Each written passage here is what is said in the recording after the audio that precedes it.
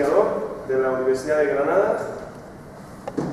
El currículum resumido de Jesús lo tenéis disponible en la información que se os facilita del curso. Ahí tenéis su historial de investigación, historial académico y de méritos.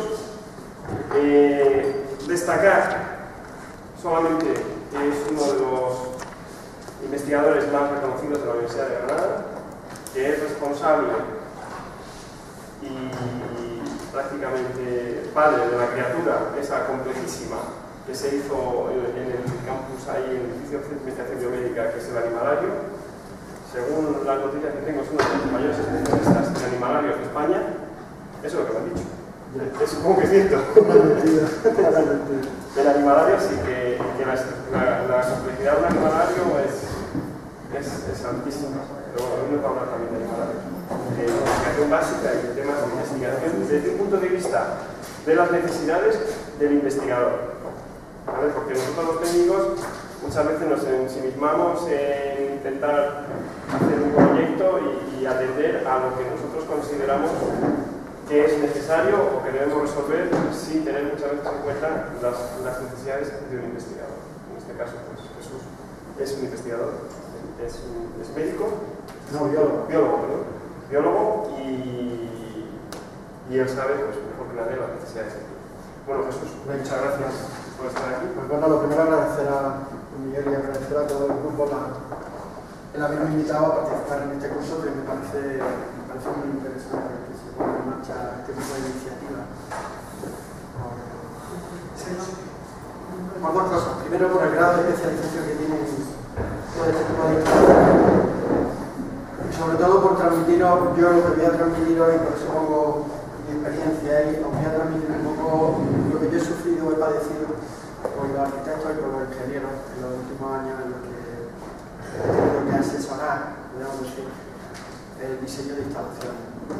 Añadiendo un poco a lo que ha comentado en mi currículum, yo soy el responsable del Servicio de Protección y Explotación Animal de la universidad, en donde fundamentalmente lo que hacemos es trabajar con modelos animales, ¿no? Y es un poco lo que yo voy a centrar más mi exposición y mi tratamiento. Como vamos a tener una parte de visualización de sitios, ¿no? Pues vamos a ir viendo laboratorios y creo que después en una segunda tanda vamos a centrarnos un poco más en el tema de la unidad de alimentación animal y en la instalación. Me comentaron el hablar de edificios biosanitarios. Yo me voy a centrar fundamentalmente en hablaros de la parte más compleja que son las instalaciones de animales de laboratorio, porque mi actividad investigadora está más centrada en el tema de modelos animales que son externos a este tipo de instalaciones, más en el campo de la ecología y tal. Pero como he sido copartícipe en otros grupos de investigación de cuáles pueden ser sus necesidades, yo puedo transmitir alguna información, pero es que cada grupo de investigación, cada equipo de investigación es un mundo. En el Centro de Investigaciones Biomédicas están concentradas las necesidades investigadoras del Instituto de Biotecnología, del Instituto de Nutrición y Tecnología de los Alimentos, del Instituto de Neurociencia, del Grupo de Investigación en Regeneración Celular y Regeneración Tisular y del Banco de Células. Entonces eso es como una especie de gazpacho tremendamente complejo porque cada uno tiene necesidades diferentes. No es lo mismo el que está trabajando en biología molecular pura y dura que el que está trabajando en nutrición. ¿Por qué? Porque el tipo de equipos que tiene, el tipo de protocolos y el tipo de procedimientos son diferentes. Por eso cuando se diseña un edificio de estos, la propiedad, como vosotros le llamáis la propiedad, o lo que es el pliego de necesidades, tiene que ser exhaustivo, tiene que estar muy bien estudiado y muy bien elaborado. Lo mismo que en las instalaciones de experimentación animal, que ahora después lo veremos, hay instalaciones monofuncionales y instalaciones multifuncionales. En los edificios de este tipo también ocurre lo mismo. Por ejemplo, en Alcante hay un centro de investigación del Consejo Superior de Investigaciones Científicas que se dedica exclusivamente a trabajar en aspectos neuronales. O sea, un edificio destinado a neurociencia. Ese edificio, por así decirlo, es fácil de construir. Es fácil de diseñar en los laboratorios. Más o menos todos tienen la misma idea o los mismos objetivos, ¿no? En este tipo de instalaciones hay que adaptar los laboratorios, con lo cual es problemático. El funcionamiento de la investigación en sí misma también es muy diverso, ¿no? Un laboratorio es como una cocina. Lo que se hace es crear algo de la nada, en el cual tiene una serie de elementos y a partir de ahí va a hacer una comida. Podríamos decir que es eso. Entonces, el sistema de organización espacial del laboratorio va a venir condicionado por el tipo de experimentos que se hagan y los procesos. Vamos a ver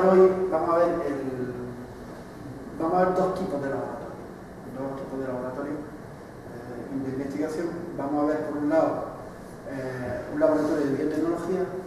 Después vaya a haber un laboratorio de psicología, de psicobiología y de fisiología de la conducta, como lo tienen montado, como lo tienen organizado. Y después vaya a haber otro concepto nuevo, que está relacionado con lo que se denomina los servicios técnicos de apoyo a la investigación.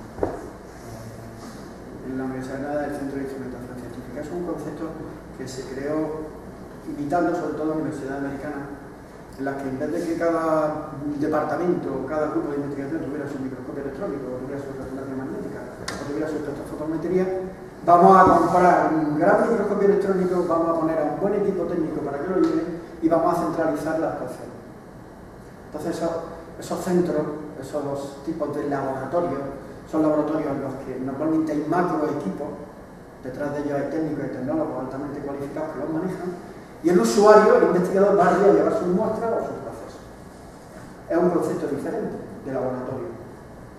Y en ese sentido vamos a ver dos. Vamos a ver precisamente en el que se hace la analítica de dieta, de nutrición, y vamos a ver otro que es muy interesante sobre que hacen todo lo que es la irradiación, de radiología, radiometría y dosimetría. Son un laboratorio diferente. Por eso digo que el funcionamiento es tremendamente dispar. Con independencia de que vosotros hagáis el cascarón, lo importante es que el científico y el investigador os transmita realmente cuáles son sus necesidades. No solo a corto, sino probablemente a medio y, si es posible, a largo. A largo es prácticamente imposible, porque la investigación en biomedicina cambia tanto. Hace 10 años, por ejemplo, o hace 15 años, no existían animales transgénicos. No existían. Y ahora los animalarios en las instalaciones, pues un 80% de los animales que tenemos son animales modificados genéticamente. O sea, algo totalmente. Pero a medio plazo sí, porque son instalaciones tremendamente costosas. Por eso hay condicionantes especiales dependiendo de las necesidades de los grupos de investigación. Hay una serie de condicionantes muy específicos que suponen también no solamente la construcción, sino también en toda la parte de ingeniería. Yo creo que estas instalaciones son básicamente ingeniería. Yo soy bastante crítico y voy a hacer mi exposición bastante crítica, ¿no? El arquitecto muchas veces construye, ¿sois todos arquitectos? ¿O hay ingenieros? Sí. Hay ingenieros también, ¿no? El arquitecto muchas veces cuando construye un edificio para investigación, yo pienso, es el momento de hablarlo y el momento de, porque él ha hecho algo, hay que lanzarlo, ¿no? Aquí, yo quiero hablar lo menos posible, ¿no? Pero, claro, es una gran oportunidad, ¿no? Hacer una cosa tan importante, ¿no? No es hacer un edificio de piso, ¿no? Entonces, yo me pongo en el lugar del arquitecto. Entonces, hacer un edificio en el cual él quiere un poco mostrar su capacidad, su creatividad y hacer un diseño rompedor en relación a lo que se está haciendo ahí, que podemos decir que hay investigación de primer orden, ¿vale? Pero al investigador eso no le importa. El investigador va así, con su apunte y tal. Y le da exactamente igual que el edificio tenga cristales como que no tenga. Incluso hay veces que se tira 8 horas dentro y mira por ahí. Y aún más, incluso le molesta que haya cantado. Y cuando el arquitecto hace unos grandes cristales, lo primero que hace es encargar unas lamas para cerrarlo y hacer así, ¡plop! Y ya no ve. Entonces, yo creo que esas cosas hay que compaginarlas. ¿Por qué? Pues porque el investigador pasa muchísimas horas y la calidad del espacio donde se trabaja, la economía del sitio donde se trabaja es importante.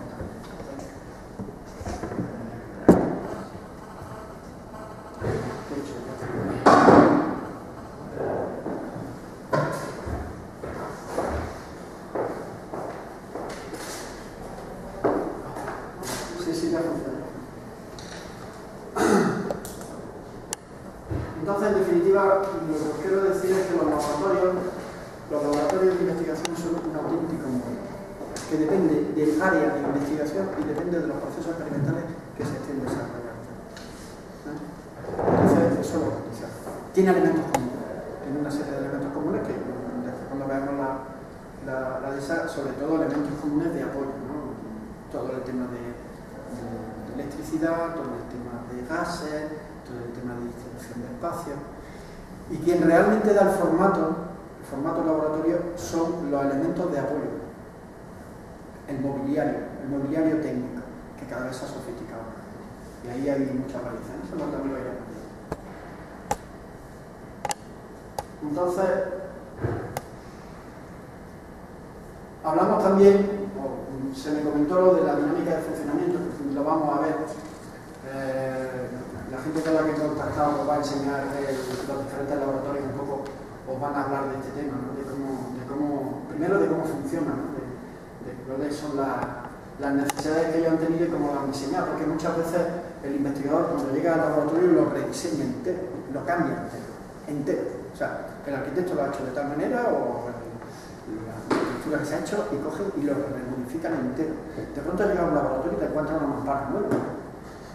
O al día siguiente te encuentras otra cosa totalmente diferente. ¿Por qué? Y resulta que si muchos arquitectos entraran en estos tipos de edificios al año o a los 2 años, la mitad no lo reconocerían. Desde el punto de vista espacial y desde el punto de vista operativo, claro, como he comentado, es una cocina, entonces está ordenada como una cocina. No se ha puesto la encimera de forma casual, sino que la encimera tiene una función. Cuando me refiero a la encimera, por ejemplo, me refiero a las cámaras de gases o las cámaras de flujo laminar, o dónde están situados los equipos. Si yo tengo una muestra de sangre en un epidemio y tengo que hacer, lo primero, hacer una purificación, o tengo que hacer una centrifugación, paso a la centrifugación. Si después tengo que pasarlo a una filtración o una ultrafiltración para el suelo, pues tengo que poner otro sitio. Si a continuación voy a hacer el ELISA, tengo que poner el equipo de ELISA. Es decir, no hay un desorden, sino que hay un orden en base a cómo estás cocinando todo el proceso experimental, ¿no? Y eso condiciona pues, mucho el funcionamiento, ¿no? El que los investigadores estén sacando trabajo a lo largo del día y que realmente repercutan. Este tema es un tema que es bastante importante y es el del almacenamiento. Cuando entráis, normalmente, yo suelo observar muchísimo en laboratorio y es que no se piensa en el sitio donde se va a almacenar el material, ¿no? Y hay 2 elementos muy importantes en este tipo de laboratorio, dependiendo de qué, pero podemos decir almacenes dedicados a la conservación y almacenes dedicados al almacenamiento en sí mismo, ¿no? De nuestra experiencia, por ejemplo, en el biomédica ha nacido con una deficiencia para almacenar enorme. E incluso ya nos estamos encontrando con un problema tan tonto y a la vez tan importante como que ya han empezado a entrar roedores salvajes. Ya tenemos ratas. Ya se han detectado ratas en una sobrepared que han entrado, que es normal, esto era antiguamente Vera y aquí pues, los roedores salvajes escaparon, ¿no? Y es normal. Entonces, por un lado, eso ya genera un problema porque hay 2 espacios a los cuales se le ha atribuido la función de almacén, pero está absolutamente lleno de objetos. Con lo cual ya ese problema es un problema que se agudiza muchísimo, de cómo se hace un tratamiento de radiación. En los laboratorios hay, por así decirlo, un espacio dedicado a la conservación que normalmente son el concepto de cámaras frías. Son espacios, no son frigoríficos, sino son espacios en los que las temperaturas se mantienen en cero o por debajo un poco y permiten el mantenimiento pues, de los reactivos. Los reactivos que utilizamos son cada vez más sensibles a la temperatura, que se todas las sustancias son termolables, condicionamiento del proceso. Por ejemplo, los laboratorios dedicados a nutrición se trabajan con dietas purificadas o necesitan ese tipo de cámara fría. Después hay otros almacenes para lo que es los reactivos químicos, los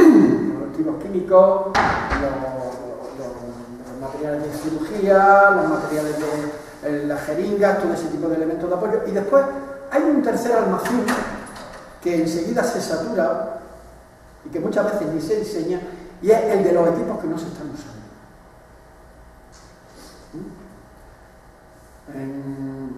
Hay dos tipos de equipos. En principio, si tú tienes una línea de investigación, pues tienes un proyecto, y es un proyecto, por ejemplo, de 2, 3, 4 años, y en ese proyecto no se contempla la utilización de las técnicas de LISA, normalmente lo que hace es coger un equipo que puede costar 150 o 200.000 euros y lo guarda, ¿no? Y ese tipo de almacenamiento es muy importante, ¿vale? Las dimensiones, pues las dimensiones, cuando tú haces un pliego de necesidades, aquí es un tema que lo comentaré a lo largo del día, y es que casi es preferible no preguntar qué dimensión de laboratorio hay que utilizar, ¿no? Cuando hicimos el primer prediseño de la unidad de experimentación animal nos salían cerca de 5.000 metros cuadrados por pedir, ¿no? O sea, la filosofía que no ocurre en otras culturas, en otra forma de pensar, la filosofía del español de que pido mucho porque me van a dar poco, es real, y al final, claro, se transforma en una cosa totalmente inviable. Entonces, normalmente en los laboratorios es un problema, las dimensiones son un problema. Te puedes encontrar laboratorios, sobre todo muy típico del Consejo Superior de Investigaciones Científicas, Centro de Biología Molecular, Centro de Biotecnología y tal, con los pasillos completamente llenos. Todos los pasillos llenos. O sea, al final el pasillo es el espacio por el cual puede pasar una persona así. Porque está todo lleno de equipos, ¿no? Al final los laboratorios se quedan pequeños. Eso es bueno y es malo.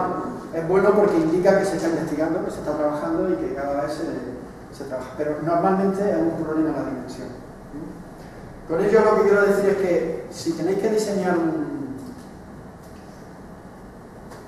edificio de este tipo, tenéis que tener idea de por dónde va la investigación científica y cuál va a ser el futuro. Porque, por ejemplo, el equipamiento ha variado completamente. En 20 años, los equipos que se utilizan en biotecnología no tienen nada que ver con los otros. Entonces, eso es interesante que lo sepamos. Bien, yo era eso, una especie de pequeña pincelada que os quería dar. Y dentro de este tipo de edificios, os voy a dar como una especie de criterio de por qué. Hace poco salió en el 2010 por ahí una nota en una publicación, la publicación de mayor prestigio mundial de la investigación científica, que es Nature. No sé si la habéis hablado de esa revista, es la revista que tiene mayor índice de impacto. En esa revista se hacía un análisis estadístico de publicaciones científicas en revistas de alto índice de impacto. Entonces se comprobaba que en un desarrollo científico de un equipo, cuando pasaba del cultivo celular o del cultivo tisular al modelo animal, las publicaciones tenían mayor índice de impacto. El proceso es el siguiente. Yo publico, yo preparo una cosa, estoy viendo un mecanismo biológico que actúa en la célula o incluso en el tejido, pero normalmente mis colegas se lo creen entre comillas.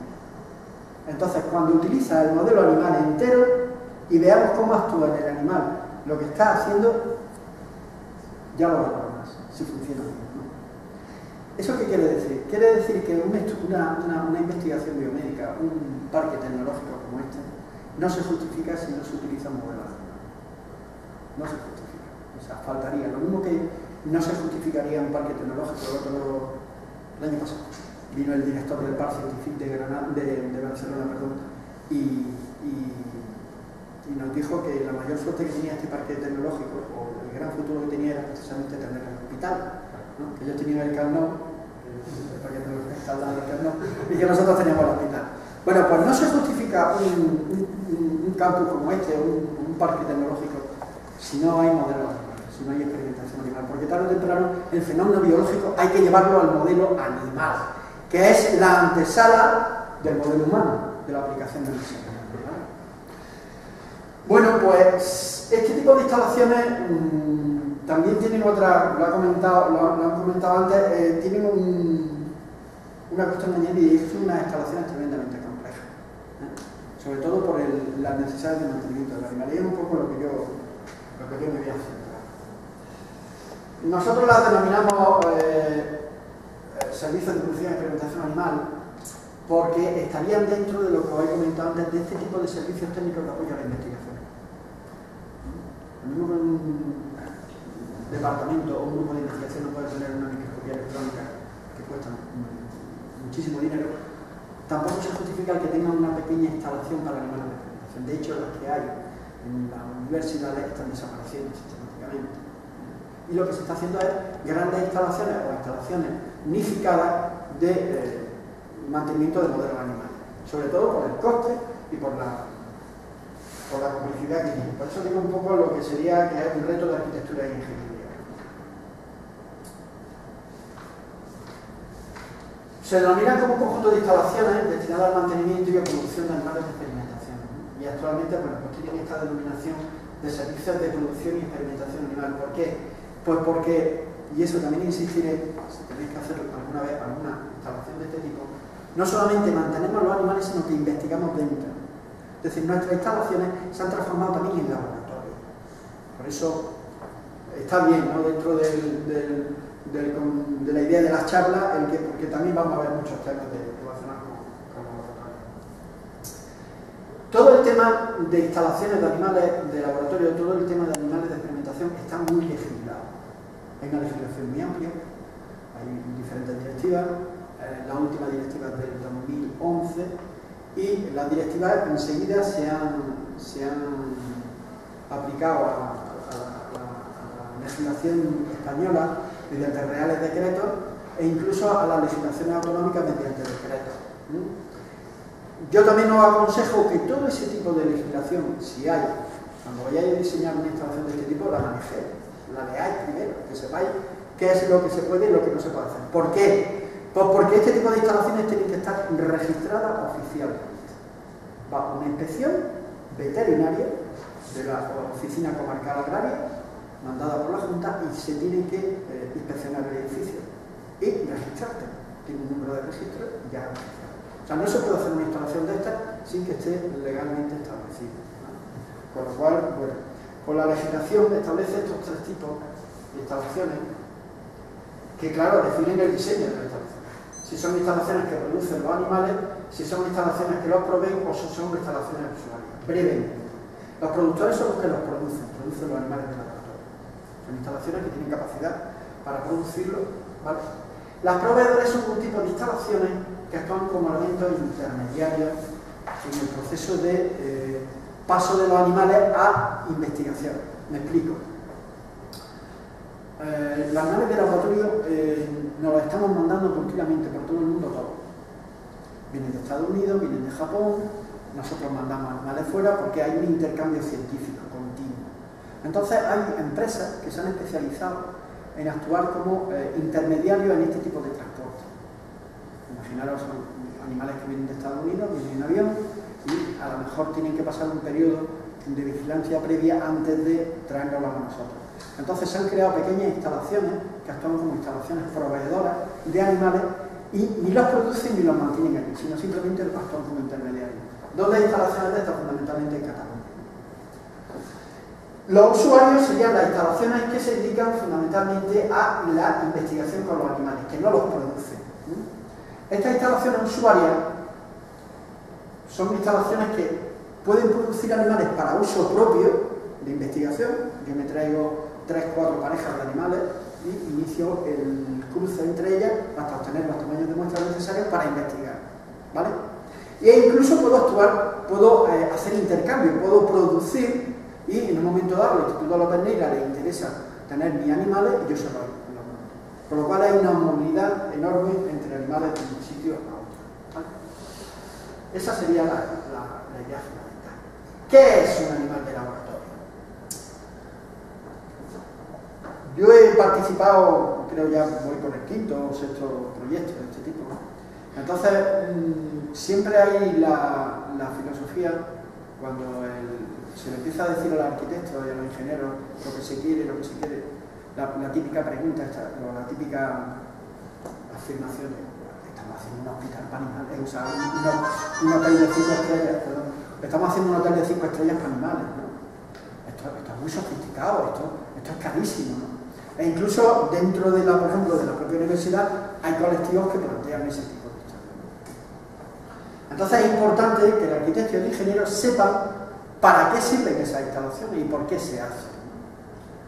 Yo brevemente os voy a comentar, esto es un ejemplo, esta es una rata topo, que ahora mismo es un animal de laboratorio que está teniendo una especial importancia.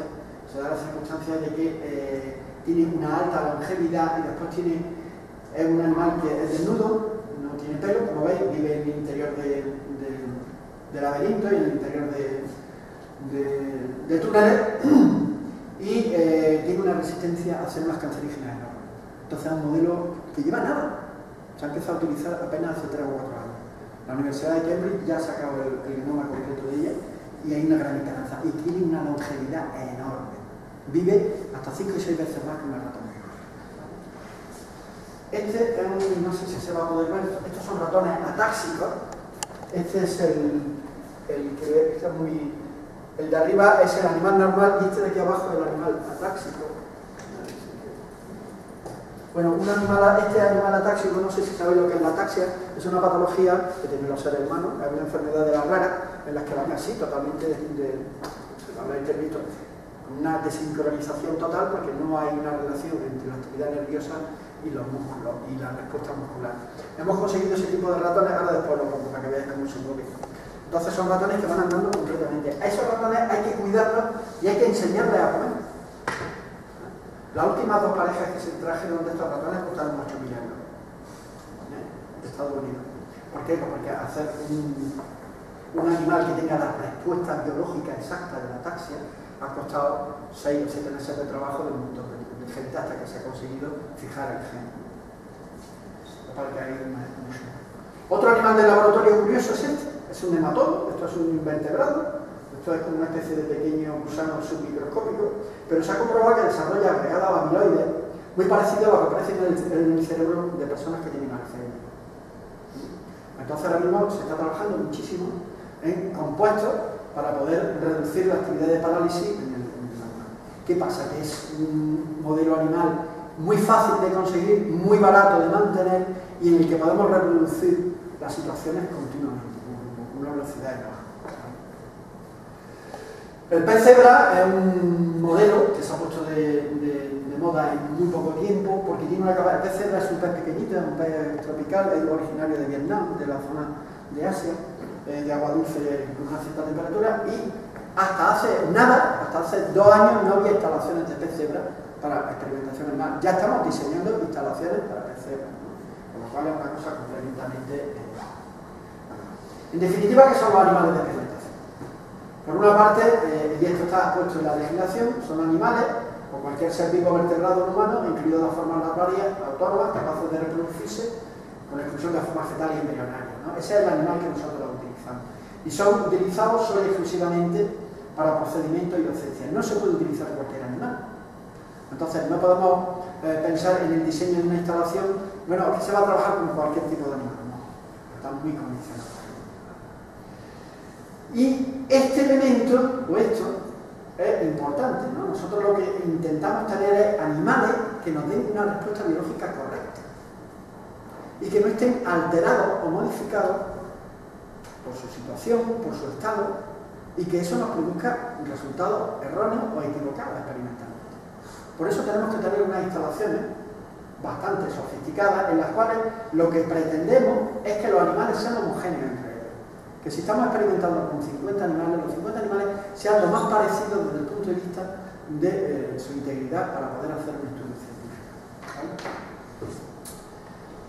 Entonces lo que hacemos es controlar, y aquí entráis vosotros, las posibles contaminaciones bióticas y abióticas que tengan los animales. Las contaminaciones bióticas pues, serán la posibilidad de que se infecte con bacterias, con virus o parásitos, y contaminaciones abióticas pues como resultado de sustancias extrañas o alimentos, ¿no? Porque estamos trabajando en el concepto fundamental de que los animales tienen que ser homogéneos, ¿vale? Esto es una pincelada para que veáis un poco la idea de cómo se plantea.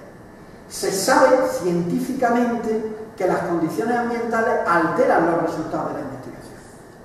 Por ejemplo, una temperatura muy alta afecta al eje adrenal a nivel de la producción de glucocorticoides y eso nos altera la producción. Conclusión: tenemos que mantener los animales en condiciones de temperatura estable. Y ahí entra la ingeniería. ¿Por qué? Pues porque un gradiente de temperatura similar al ambiental nos puede generar alteraciones en los resultados. Lo mismo nos pasa con la humedad. Lo mismo nos pasa con la iluminación. Lo mismo nos pasa con el ruido. Lo mismo nos pasa con los ultrasonidos. Lo mismo nos pasa con la forma de entrar de la gente dentro, de los investigadores dentro. Que tú puedes tener en tu casa, no sé, animales domésticos y puede estar. Hay gente que tiene hámster. El hámster puede estar contaminado y tú puedes transmitirme la contaminación a mi animal. Bueno, hay muchos ejemplos, pero sobre todo lo que quiero es que veáis cómo pueden afectar los resultados.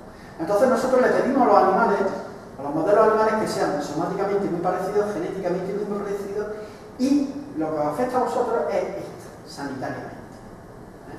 Por eso nuestras instalaciones en la actualidad ya no se denominan ni animalarios, ni servicios, ni tal. Se llaman barrios, son barreras.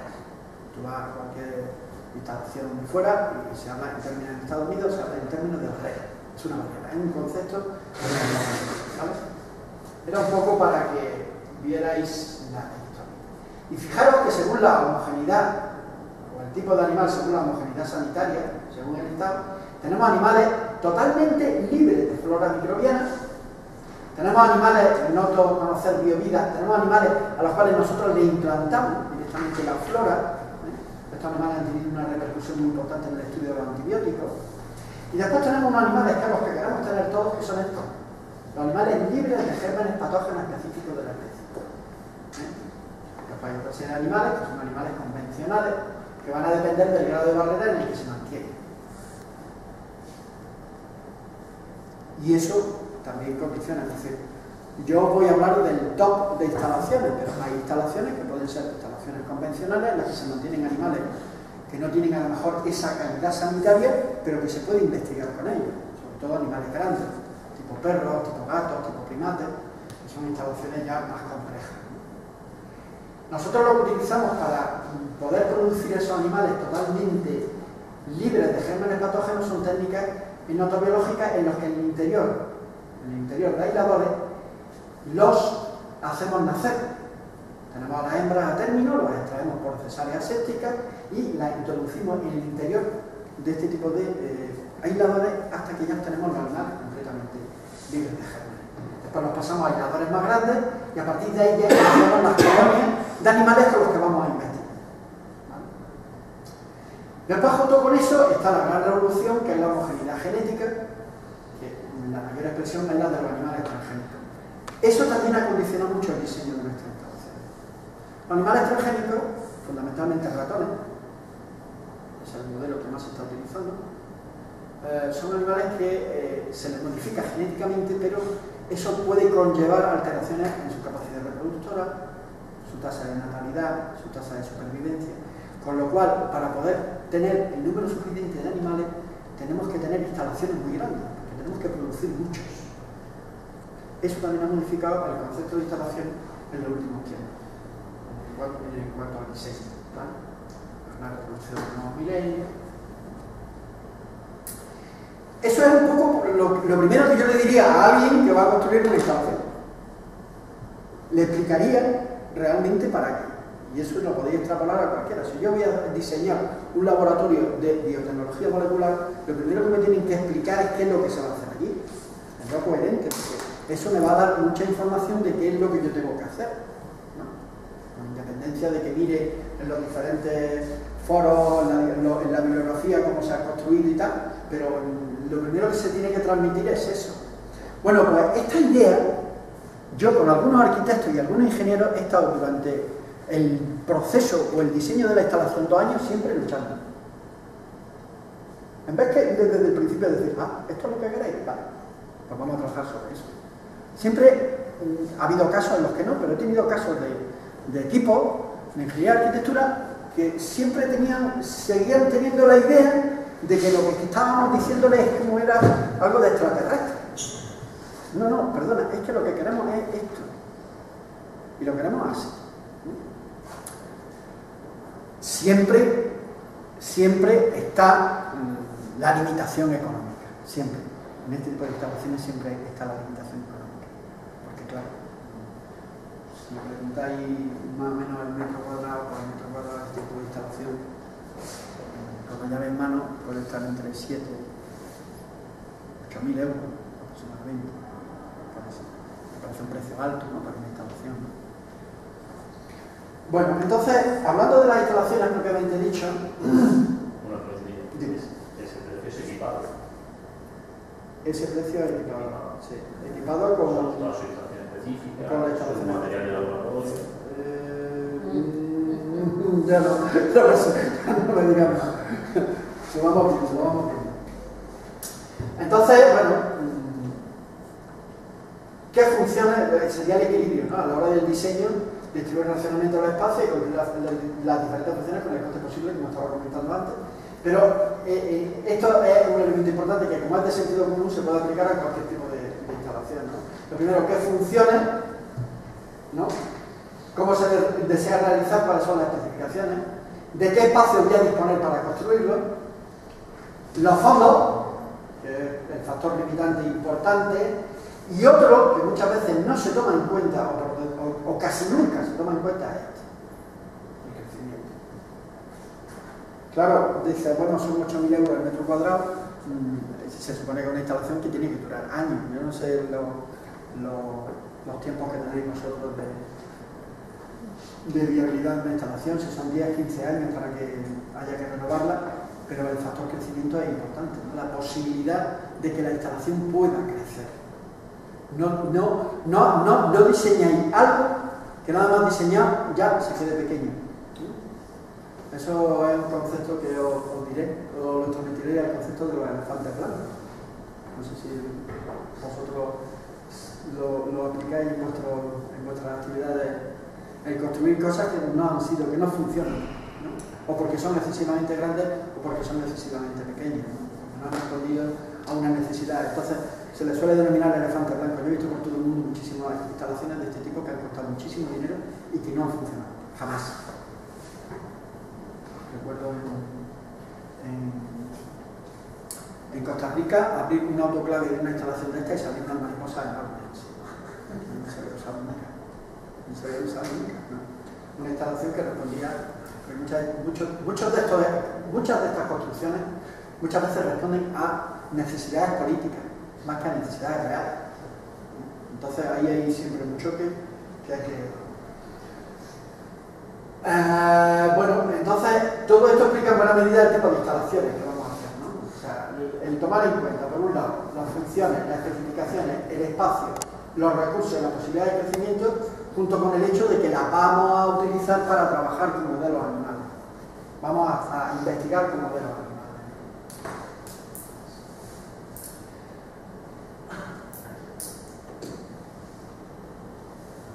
Y es una labor de equipo. Y eso también es importante transmitirlo. Y aquí también, en mi experiencia personal, me he encontrado con equipos de arquitectos e ingenieros de diferentes tipos. Me he encontrado desde grupos tremendamente dialogantes, desde el principio trabajando mano a mano, a grupos en los que parece como que cada vez que le dice algo se va a poner, ¿no? Entonces el equipo tiene que crearse desde el principio. No me vale el arquitecto que dice que yo de ingeniería no quiero saber. No. Este tipo de instalaciones y esta idea que os estoy transmitiendo también la tenéis que aplicar a hacer un edificio de investigación biomédica un edificio de investigación biomédica es ingeniería, con independencia de que meta el componente, pero los dos elementos tienen que estar al lado, porque si no, empiezan al poco tiempo empiezan a aparecer fallos. Entonces, desde el principio, en el caso de estas instalaciones, la ingeniería algunas veces sobrepasa porque intervienen mucho. Intervienen no solamente de electricidad, intervienen equipos informáticos y sobre todo hay un elemento muy importante y es la climatización. La climatización juega un papel muy importante que a la vez condiciona el diseño arquitectónico de la instalación. ¿Vale? Y después está la propiedad representada por una parte por los usuarios, por los investigadores, y después por el personal técnico, los técnicos que van a trabajar en la instalación. Los que son los cuidadores de los animales, los que son los experimentadores, el personal técnico que el día a día maneja los animales y que puede aportar una información súper útil en cosas tan tontas como las dimensiones de un pasillo. Yo he visto instalaciones de estas en las que cuando han intentado meter las estructuras, los racks en los que llevamos los animales, no entran por las puertas. Y ya están por echar las puertas, ¿no?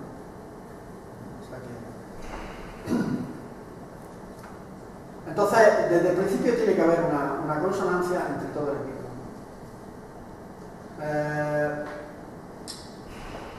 Claro, en la parte de ingeniería, hay una parte de ingeniería de aquí que es básica, que no tiene mayor, creo yo, no tiene mayor problema, yo no soy ingeniero, después ya podemos aportar. Y hay una parte más complicada que es la parte sobre todo la parte de la climatización, ¿no? Y de hacer la compatibilidad de la climatización con las necesidades. Hay un factor muy importante, el factor ambiental, el entorno donde se construye. Aquí tiene un papel muy importante a la hora de mantener esa condición. Pero bueno, vamos. Entonces, en definitiva, es un equipo. Yo supongo que esto será una idea que os transmitirán a lo largo del curso y que la tenéis que tener clara. Si alguno no la tiene clara, pues la verdad es que no va a funcionar bien. Tiene que ser una unión entre todos, más o menos. ¿Qué criterios necesitamos previos para el diseño del centro? Pues mirad, en principio, el tipo de animales y los modelos con los que vamos a trabajar sí, desde el principio van a condicionar. No es lo mismo tener una instalación solo dedicada a la investigación con roedores, pueden ser ratas, ratones, o una instalación en la que voy a trabajar con modelos pequeños, modelos medianos o incluso modelos grandes. Hay instalaciones en las que se trabaja con perros, se trabaja con primates, eso cada vez menos. Son investigaciones muy concretas, muy específicas. El trabajo con animales grandes de experimentación representa solo, me refiero a perros, gatos, primates, representa el 0,1% de los animales que utilizan. Los europeos utilizan entre 12 y 13 millones de animales de experimentación. Y bueno, están el 0,1, cerradas no se utilizan, ya no se puede investigar con los denominados primates superiores, pero claro, condiciona el tipo de instalación. Lo condiciona también las características sanitarias, ¿no? Si es para animales libres de gérmenes patógenos, si es una instalación convencional, si es una instalación especial, como son las instalaciones P3 o las instalaciones P4, bueno, eso lo veremos.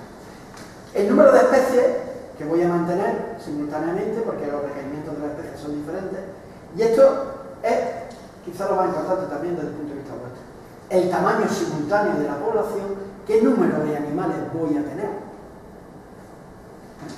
Una mala planificación y una mala coordinación entre el equipo de ingeniería y arquitectura y entre la propiedad hace que muchas veces estas instalaciones nada más hechas se queden pequeñas. Se quedan pequeñas. En un año y medio ya no hay espacio. Claro, es un problema, ¿no? Es un problema para la investigación. Un ejemplo, el Instituto López Neira. El Instituto López Neira, al año, ya la instalación de animales del laboratorio no había sitio. Y había abajo, no sé si conocéis ese instituto, había un patio y ya directamente, pues venga, vamos a tener el patio, ya no en el patio, en fin, ya estropear lo que supongo el arquitecto cuando lo vieron se pondría de los nervios, ¿no? Pero a años se quedó pequeño, porque no hubo una planificación adecuada, ¿no? Y otro elemento muy importante es el tipo de alojamiento, ¿no? El tipo de alojamiento viene condicionado sobre todo por el tipo de estudios que se hacen. Si yo hago estudios lo que me exige el mantener los animales de forma individualizada, porque tengo que tener un control individualizado, necesito mucho espacio para pocos animales. En cambio, si puedo trabajar con grupos, y puedo tener en una cubeta, en una jaula, grupos de animales para investigar, eso me reduce mucho más el espacio, ¿no?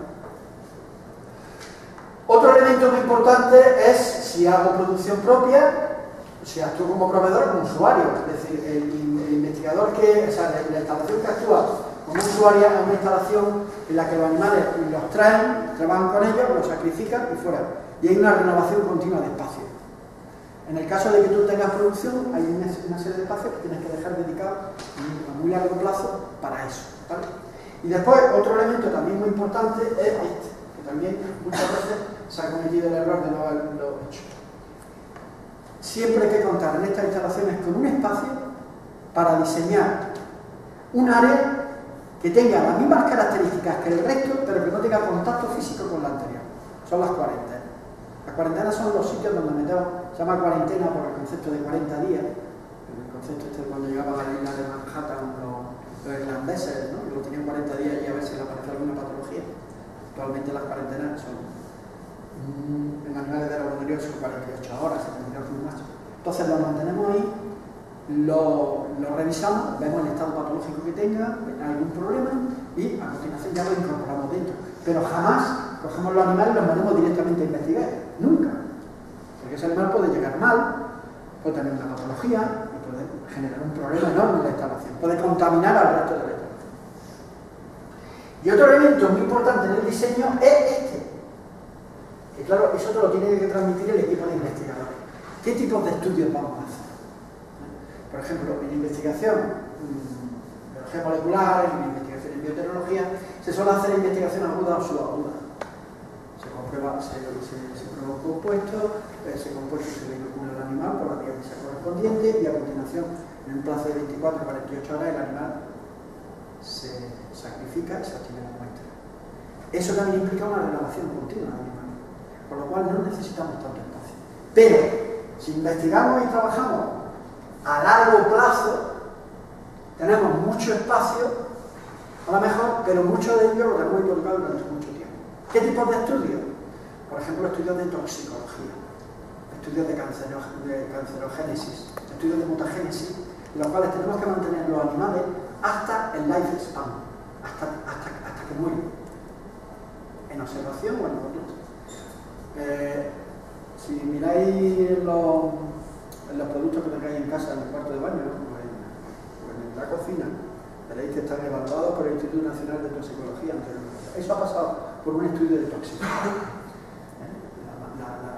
El incipiente o la materia prima en la cual se han hecho los detergentes, los suavizantes, etcétera, etcétera, tienen que pasar por un estudio de toxicidad, que puede ser un estudio de toxicidad dérmica, un estudio de toxicidad ocular o un estudio de toxicidad incluso para ver si produce un efecto cancerígeno. Esos son estudios en los cuales se mantienen los animales durante 24 e incluso durante 48 meses.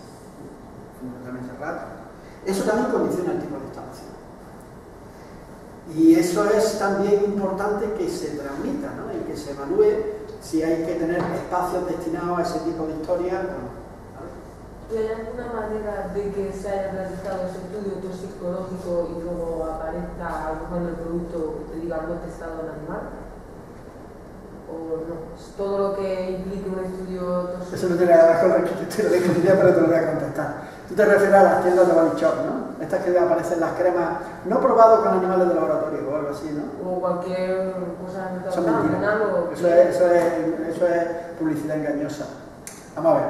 Puede ser cierto, las cremas estas que se utilizan para los labios, las cremas que venden los body shop, que son cremas de aceite, que son aceites de oliva. O sea, eso no produce toxicidad, nunca ha producido toxicidad, no lo ha producido. Pero cualquier producto que supuestamente pueda ser tóxico, las normativas nacionales e internacionales prohíben el que se comercialice si no está testado. O sea, que todo lo que está probado toxicológicamente está testado en animales, ¿no? Debe de estar testado en animales. Ya cada vez hay más técnicas alternativas.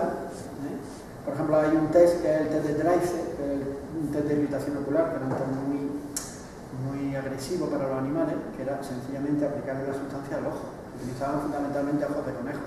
Sí. Por ejemplo, nosotros no nos maquillamos, pero vosotros os maquilláis y estáis continuamente poniendo productos al ojo. Hay que testarlo. Entonces hay que evaluarlo. Ese test ya se ha sustituido por utilizando células, cultivos de células de ojos de ternero procedentes de los mataderos. Entonces cada vez se están desarrollando más técnicas alternativas. Hay mucha gente trabajando en técnicas alternativas. Pero hay según qué cosas que todavía hay que utilizar en modelo. El tema fármaco, si todos los fármacos tienen que pasar por una evaluación. Por eso este tipo de instalaciones, normalmente un 50% de ellas están dedicadas a este tipo de estudios, ese tipo de cosas, ¿vale? Bueno, la distribución de las áreas de este tipo de instalación, podríamos decir, este podría ser el queso, ¿no? El 50% destinado a lo que sería el área de animales y después una serie de elementos de apoyo externos, que serían áreas de distribución destinadas a las habitaciones, a maquinaria, pasillas, etc. Esto podría ser un poco la idea, ¿no? Aunque esto en la actualidad ha cambiado. Hay una serie de áreas de servicios, de apoyo, como son vestuarios, zonas de lavado. Estas zonas de lavado también se han complicado mucho, o se han sofisticado, ahora mismo le llamamos áreas técnicas, porque ahí es donde se concentran los elementos de barrera, lo veremos. Y después el tema del almacenamiento también es muy importante en el diseño de la instalación. Nosotros tenemos separados, por ejemplo, los alimentos, las virutas son las camas que se utilizan para mantener los animales, los materiales de limpieza y desinfección, el material limpio, e incluso tenemos almacenes de material estéril. Era un poco lo que hablábamos al principio del almacenamiento, ¿no? Aquí el almacenamiento necesita un estudio bastante detallado. Después hay una serie de elementos o áreas no clasificadas que forman parte de la estructura, que es lo normal, ¿no? Esto se prepara, se diseña y se ve por donde aparecen. Hay algunos raros, como son las incineradoras, que ya se han ido o van yendo cada vez a desaparecer más las incineradoras que había en las instalaciones de este tipo y en los centros de investigación, y ya se mandan a empresas especializadas. En Andalucía tenemos un par de ellas que funcionan muy bien y ya no se ponen porque generan muchos problemas los incineradores. Las salas de máquinas o plantas técnicas también es un concepto que ha cambiado. Como veréis en esta instalación y las instalaciones actuales que se están haciendo, prácticamente ocupa la misma superficie que lo que es la parte arquitectónica, porque recorren toda la planta superior por el diseño. Una sola pena. Con respecto a eso, el peso que has puesto antes, ponía que la maquinaria un 5%. Sí, por eso ya, claro, totalmente. Sí, por eso digo que ahora el concepto es nuevo. Y después hay una serie de laboratorios elementales. Otro elemento importantísimo es la direccionalidad de todo, los pasillos. Cómo se distribuye el paso, sobre todo el paso del material limpio y el material sucio. Lo que nosotros denominamos material limpio y material sucio es material que supuestamente pueda estar contaminado, aunque no lo sea, y el material limpio que ha sufrido un proceso de tratamiento para garantizar. Después, las áreas de animales, pues por ejemplo, serían las zonas convencionales, son zonas en las que mantenemos normalmente este tipo de modelos, anfibios, peces, insectos, los peces, sobre todo los peces cebra. Vaya a ver una instalación recién hecha, pequeñita, pero operativa, que hemos hecho aquí en el envío médico. Entonces, le denominamos zonas convencionales porque no son zonas que están bajo una barrera muy estricta. Las zonas CPF son zonas que están bajo barrera. El CPF es las siglas de Specific Pathogen Free, para mantenimiento de los animales en condiciones arsénicas, normalmente roedores o animales modificados genéticamente. Después hay una serie de áreas, que aquí hemos construido una, que son las zonas de contención biológica. Son zonas en las que dentro del área se trabaja con formas que pueden ser zoonóticas. La zoonosis, las enfermedades zoonóticas son enfermedades que se transmiten del animal al hombre, ¿no? Entonces, o bien se trabaja con elementos como pueden ser parásitos, virus o bacterias que pueden infectarnos a nosotros. Entonces, son instalaciones con un nivel de bioseguridad o contención biológica. Ahora veremos algunas características de ellas. Después están las áreas P4. Áreas P4 no hay en España. En Europa puede que haya algunas, no se sabe, probablemente las tenga el ejército, se sabe que las tienen los que trabajan con guerras bacteriológicas, Rusia, Estados Unidos y tal. Son áreas en las que se mantienen normalmente virus que no solo son zoonóticos, sino que también son mortales. No hay cura, como el virus del ébola o el antivirus, etc. Las áreas P3 son áreas que se han ido imponiendo porque tarde o temprano hay modelos experimentales que necesitas trabajar, ¿no? Entonces, antes era muy inusual. En España había una gran instalación P3 en Majadahonda, hay otra grande en Cresa, en Cataluña, en la Autónoma, pero prácticamente ya todos los centros de investigación biomédica tienen P3, o se están instalando P3, ¿no? Y es un reto arquitectónico complejo, porque tienes que garantizar que lo que hay dentro nunca va a salir fuera. Hay un trabajo bastante importante. Bien, como os comentaba antes, el tema se ha complicado. ¿Por qué? Pues porque ahora mismo tenemos un nivel de sofisticación en la investigación biomédica en la que el animal de laboratorio ha pasado de ser un modelo a ser un paciente. Tenemos pacientes. ¿Por qué? Porque tenemos dentro metido una serie de equipos de diagnóstico en el cual tenemos que garantizar que el animal se va a mantener durante mucho tiempo. Eso ha cambiado completamente el concepto, pero en nada. O sea, este tipo de instalaciones que tenemos, por ejemplo, en biomédica, hace 5 o 6 años no las tiene nada. Entonces tenemos los laboratorios metidos dentro de los animalarios porque el animal le hacemos el diagnóstico y después lo tenemos que devolver a su sitio. Y a lo mejor después tenemos que volverlo a llevar a otro. Entonces hemos creado los laboratorios de biopatología, rederivación y transferencia de embriones, transgénesis, crioconservación. Tenemos que mantener espacios para crioconservar, tenemos que tener ultracongeladores, porque los ratones transgénicos, por ejemplo, como son muy prolíficos en cuanto a que necesitamos tener muchos animales para producir los grupos experimentales, si una línea de investigación ya no está trabajando con ese transgénico, el transgénico nos va a costar mucho dinero, pero nos está ocupando mucho espacio. ¿Qué hacemos? Congelamos los embriones. Traemos embriones, los ultracongelamos y cuando vayamos a necesitar otra vez la cepa, lo sacamos, lo recuperamos, lo implantamos en madres nodrizas y para arriba. ¿Vale? Tenemos laboratorios de irradiación. Nosotros ahora mismo podemos irradiar y podemos producir inmunodeprimidos, inmunosupresión absoluta, inmunosupresión parcial, para ver determinados tipos de fenómenos biológicos.